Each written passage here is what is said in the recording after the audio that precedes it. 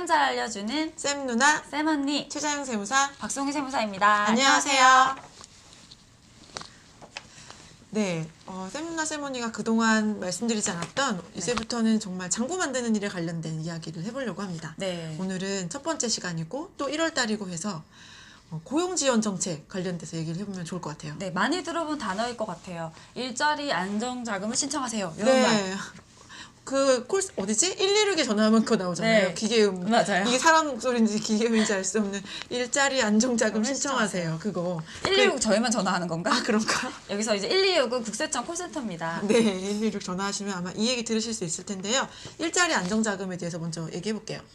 네, 일자리 안정자금을 일단 받으시려면 기준이 있습니다. 네, 사업장이 크면 안 돼요. 크면 안 되는 기준을 여기서는 30인 미만 사업장으로 정했죠. 네. 그리고 급여 기준도 있습니다. 근로자가 한 월 평균 보수 210만 원 이하인 경우, 그리고 네. 고용보험에 가입이 되어 있어야 됩니다. 210만 원이어야 되고, 이게 작년보다 바뀌었죠. 작년에 190만 원까지만 지원이 가능했는데 최저임금이 오르니까 아무래도 다 급여가 올랐다 이렇게 판단해서 210만 원까지 일 경우에 지원이 가능하다. 네, 지원금이 얼마냐면요, 13만 원입니다. 네, 40시간 기준에서 13만 원이고, 만약에 월 기준으로 40시간 동안 근로 안 하고 더 작게 근로한다 그러면 더 작죠? 네. 12만 원, 9만 원 이렇게 있는데, 기간에 따라 차등이 있고요. 네, 최대가 13만 원. 2019년부터는 추가적으로 2만 원, 이제 5인 미만 네네. 사업장에는 추가 2만 원을 지원해줘서 총 15만 원까지 지원이 가능합니다. 그래서 이거 꼼수 쓰는 사람도 있잖아요. 뭐 원래 가족들 가족 취업시키고. 기업들, 예, 가족들을 취업시키는 사람도 많은데, 가족이 일하면 당연히 취업이 가능하죠. 그죠? 원래 일하는 거면 취업 그죠, 가능하죠. 그죠. 그리고 사실 모르는 사람이랑 일하는 것보다 가족들끼리 일하는 게 편하고 좋으니까 믿음도 가고. 그렇지만 그런 분들한테는 일자리 안정자금 지원이 지원은 안 돼요. 됩니다. 직계 좀비속과 배우자는 지원이 불가능하고요. 또 소득이 되게 많은 사람들한테 또 지원이 안 되죠. 네, 고소득 사업소득자에게는 지원이 안 되는데요. 그 고소득 사업자 기준은 5억입니다. 사업 소득 금액 5억이에요. 네, 매출액에서 비용 뺀 순이익이 5억 원 미만일 경우 지원이 가능하고요. 어떤 사람들이 5억, 네. 5억이면 사실 뭐 지원 안 받아도 될 것 같아요. 그죠. 남는 게, 다 남는 게 5억이라는 남는 말입니다. 게 진짜 순이익이 5억이면은 뭐 그런 분들까지는 지원하지 않아도 된다. 뭐 이런 게 있는 거고.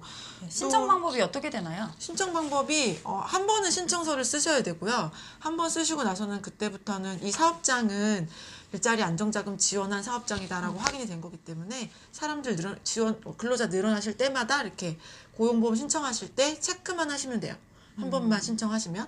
그러니까 2018년부터 계속 하셨던 분들은 따로 하실 거 없이 근로자 늘어날 때마다 신청하시면 되고, 한 번도 안 했다, 19년 처음이라고 하면 신청서 한 번 내면 되고. 네, 최초 한 번은 신청서가 들어가야 되네요. 네. 네. 그리고 이게 월 평균 급여를 하잖아요. 근데 급여가 약간 들쑥날쑥할 수 있잖아요. 어떨 때는 180이었다가 어떨 때는 뭐 200만, 220만 원, 30만 원이었다가 이럴 때 그러면 어떡하지? 210만 원 넘었는데 이거 해당 안 되는 건가?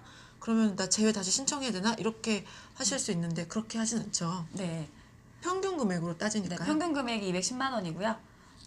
평균 금액이 210만 원을 현저하게 높였다 이럴 경우에는 원래는 본인이 알아서 나 이제 대상 아니니까 그만 받을래요 하셔야 되는데, 못했다고 하시면 이걸 또 모니터링을 해요.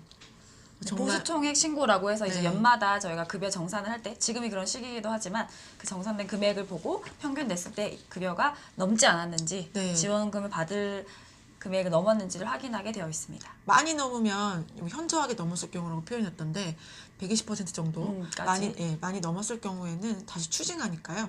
210만 원 이하일 경우에만 신청이 가능하다는 점 기억하시면 좋을 것 같습니다. 네. 지원은 이제 직접 13만 원이 입금이 될 수가 네. 있고요.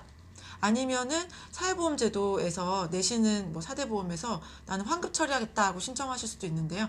대부분 그냥 입금 받으시는 것 같아요. 네. 네. 매달 15일에 사업주님 계좌로 따박따박 입금이 됩니다. 또 만약에 신청 시간을 좀 내가 모르고 지나갔다.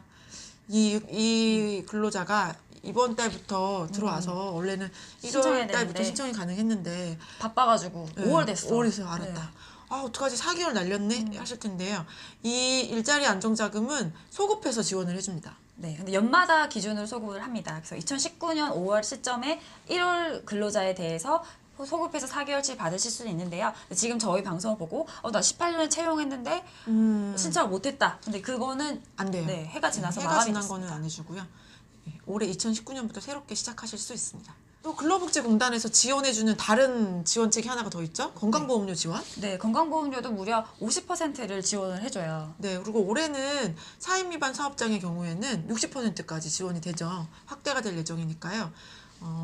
일자리 안정자금 지원이 가능하신 분들은 잘 활용하시면 좋을 것 같고요. 두 번째로 저희가 두루누리 사회보험에 대해서도 이야기를 해보겠습니다. 이 제도는 네, 헷갈려요. 요거 아까 일자리 안정자금은 그 사업주한테 제공하는 금액적인 게 있고 건강보험 혜택이 있는 거고요. 네, 그리고 두루누리 사회보험은 국민연금과 고용보험. 고용보험이 제어되는 네, 거죠. 네. 관할이 다르더라고요. 네. 두루누리는 2012년부터 있던 제도잖아요. 맞아요. 옛날부터 있었고 그때는 대신 지금보다 최저임금이 낮을 때였으니까 대상이 125만 원 이랬어요. 낮았었는데 지금은 최저임금이 오른 만큼 지원 대상도 많이 네. 늘어났죠. 210만 원 미만인 근로자입니다. 네. 그다음 210만 원 이것도 이상이 아니고 미만이에요. 네, 또 아까 다르더라고요. 일자리 안정자금은 210만 원 이하였는데 얘는 미만이기 때문에 209만 9,900원 이렇게 돼야지 네. 지원이 가능한 거고 210만 원이 되면 지원이 안 된다는 거죠. 네. 여기는 이제 사업장 기준도 좀 다릅니다. 10인 미만 사업장에서 신청이 가능하고요. 그래서 신청을 할 때 이 지원율이 10인 미만까지가 당연히 되고 이 근로자가 처음으로 가입한 사람이냐 아니면은 다른 데서 회사를 다니다가 들어와서 기가입자냐에 따라서 지원율이 다른데 기가입자의 경우에는 40%만 지원을 해주고 아니다. 처음일 경우에는 이 사업장의 규모에 따라서 지원율이 또 달라요. 네. 1인에서 4인을 고용하고 있는 사업장일 경우에는 90%, 그다음에 5인에서 9인을 고용하고 있는 사업장의 경우에는 80%. 굉장히 많은 지원율인 것 같아요. 네. 이게 사실 이거 저희가 계산을 해보니까 사업주분들 입장에서는 안 할 이유가 사실 없어요. 맞아요. 네. 209만 원인 근로자를 예를 한번 들어보면 네네. 209만 원이기 때문에 일자리 안정자금 혜택도 받으실 수가 있고 두루누리도 가능하기 때문에 4대 보험 중에서 3가지가 혜택이 있는 거예요. 국민연금, 건강보험, 고용보험. 네. 한번 보면은 그 국민연금은 지금 저희 4인 미만이라고 4인 이하이라고 봤을 경우에 90%까지 지원이 되잖아요. 그리고 또 건강보험의 경우에는 50%고 현재는 50%. 네, 앞으로 확대되면 60%까지 되는 거고 장기요양보험은 건강보험이랑 같이 가니까 똑같이 50% 확대되면 60% 고용보험은 90%. 그러니까 원래는 209만 원일 때 납부하셔야 될 금액이 합치면 17만 7,655원이에요. 네. 근데 이제 90% 50% 이렇게 다 감면을 받게 되면 45,700원 정도네요. 그러면은 약 13만 2천 원 정도를 감면받는 거고요. 네. 이 감면은 사업주도 감면받고 그다음에 근로자도 근로자도 감면받고. 감면받고 그러니까 두 분이 다 감면받으실 수 있는 거죠.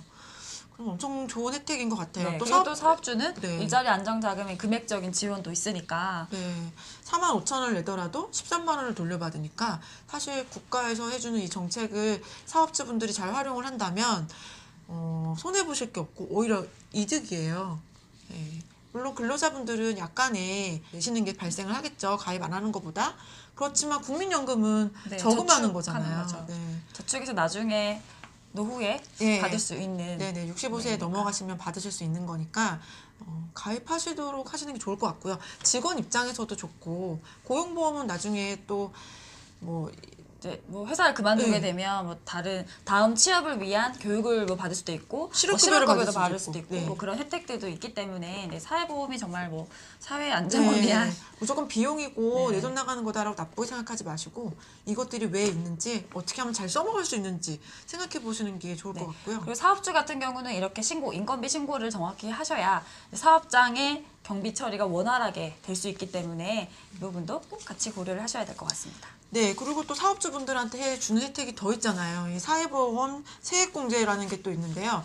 앞서서 있었던 것들 뭐 외에도. 두루누리나 아니면은 일자리 안정자금 지원받은 외의 금액의 사회보험 지출이 있었고 그게 고용을 일정 수준 이상으로 유지하신 분들이라면 이제 소득세 신고하실 때 세액 법인세 감면으로. 신고할 때 세액 감면을 받을 수 있는 거죠. 이거 말고도 되게 사실 많죠. 네, 중소기업 뭐 고용 증대에 따른 뭐 세제 혜택도 있고 네, 굉장히 지원이 많은데요. 그 부분들은 저희가 앞으로 하나씩 네. 준비해서 영상을 올리도록 하겠습니다.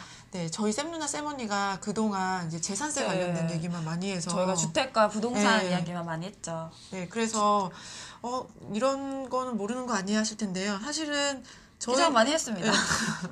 저 엄청 지금 이제 부가세 기간이라서 엄청 네. 바쁜데 네.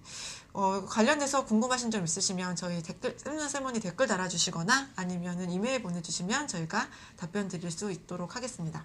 그럼 오늘은 여기까지 할까요? 네, 지금까지 세금 잘 알려주는 쌤 누나 쌤언니였습니다. 안녕.